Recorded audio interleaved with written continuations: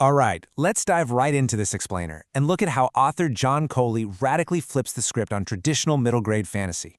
If you've ever read a story about a young, chosen hero destined to wield some glowing sword and save a mystical realm, well, you know the standard formula. But today, we're digging into a book called The Other Curse of Mr. M's Castle.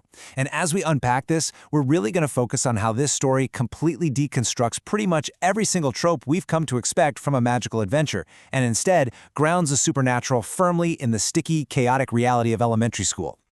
To set the stage, let's start with the genuinely bizarre question. What happens when a Scottish mythological monster meets the king of rock and roll in a fourth-grade lunchroom? In a typical fantasy, you've got ancient monsters clashing with noble knights in grand, sweeping castles. But here, the epic battleground is an American school cafeteria, and the stakes are, well, completely different.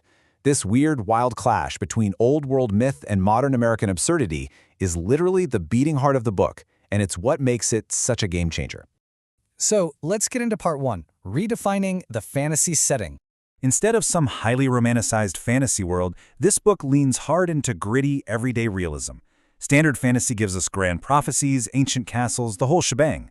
But Mr. Mang's castle? It gives us a school woodworking club, strict state health standards, and a cafeteria milk cooler.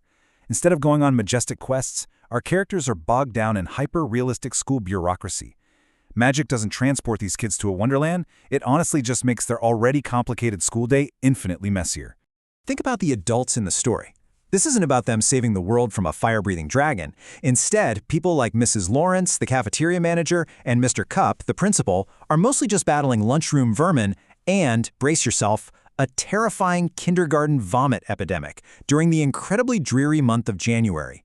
The sheer mundane reality of having to navigate health codes and clean up sick kids anchors all this magical chaos in a deeply relatable, everyday grade school nightmare. Moving right along to Section 2, a very unconventional villain.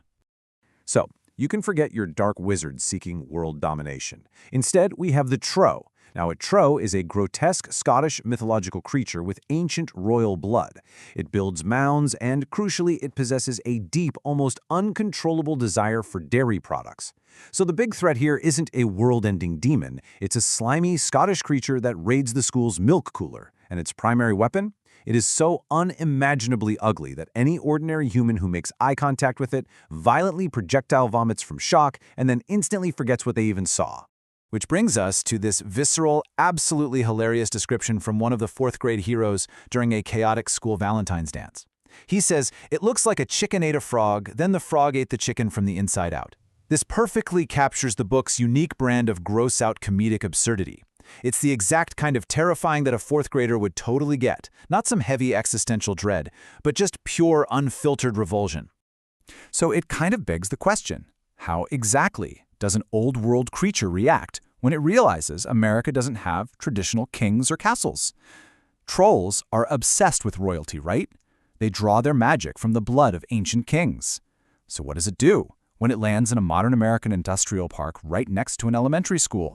Well, it improvises. It builds a subterranean mound out of stolen steel posts and random construction materials from that nearby industrial park. And, most hilariously, it discovers American royalty.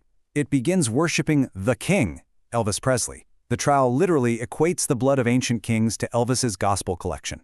It starts obsessing over the singer's decrees, throwing together peanut butter banana sandwiches, and even kidnaps a talented student just to hear her sing an Elvis song. It's such a brilliant fusion of ancient folklore and American pop culture. All right, part 3, practical heroes in the site.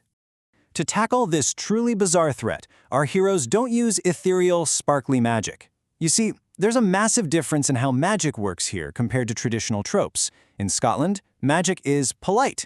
Centuries-old doors respect magic and just open up for supernatural creatures. But American magic? It's wild. The school buildings are only 40 years old. They haven't been trained to respond to spells yet. The troll literally throws all its magical energy at a standard school door, and the door just stays locked. Magic is totally chaotic and untamed here. And because the magic is so wild and unreliable, our heroes have to rely on their own wits. Griffin, Garrett, and Sarah aren't chosen ones with magical bloodlines. Nope, they are fourth graders in Mr. M's woodworking club. Thanks to a previous encounter with a creature, they possess something called the sight, meaning they can actually see the troll, and they're immune to its vomit-inducing ugliness. So instead of waving magical wands around, this trio leverages their woodworking skills and practical problem-solving to save the day. And get a load of their master plan to defeat the monster. Step 1, build a wooden rabbit trap using their club skills. Step 2, bait it with an MP3 player blasting Elvis Presley. Step 3, line the inside with plexiglass and mirror paint to reflect the creature's magic right back on itself. This is just brilliant. It showcases exactly how the book replaces typical, flashy, magical duels with hilariously pragmatic, do-it-yourself engineering.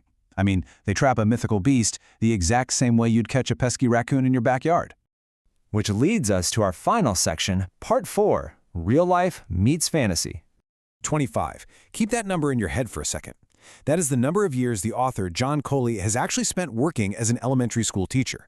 And honestly, this is the punchline of the entire explainer. It explains why the bureaucracy, the specific flavor of lunchroom chaos, the exhausted school nurse, the way a loose glasses lens pops out during a cafeteria panic, why all of it feels so incredibly authentic. It comes directly from 2.5 decades of real lived experience in the trenches. Because it turns out almost all those bureaucratic nightmares and quirky details are entirely based on real people and actual school events. The Woodworking Club, real. Principal Cup, that's his actual boss. The talent shows, the cafeteria manager battling vermin, and even the local rumor of haints or ghosts in the second-grade hallway, they are drawn directly from the school where he teaches. He literally took the mundane reality of his day job and just sprinkled a little Scottish mythology on top of it. Which leads to this absolutely perfect, dry warning from the author found in his closing notes. He writes, "Please read fantasy fiction responsibly. Either these things are not real, or they are real and you're really being stupid." It just cements the book's grounded, tongue-in-cheek tone right to the very last page. He doesn't take the genre too seriously, and he's actively inviting the reader to join in on the joke. So I'll leave you with this thought to ponder. If magic invaded your everyday life, would it really look like an epic quest, or would it just be another messy Monday in the cafeteria? By swapping out prophecies for rabbit traps and dark lords for milk-stealing, Elvis-loving trolls, The Other Curse of Mr. M's Castle perfectly sums up why this wonderfully absurd take on fantasy resonates so deeply. It reminds us that sometimes real life is definitely chaotic enough without the dragons. Thank you so much for joining me for this explainer, and keep looking for the magic in the mundane.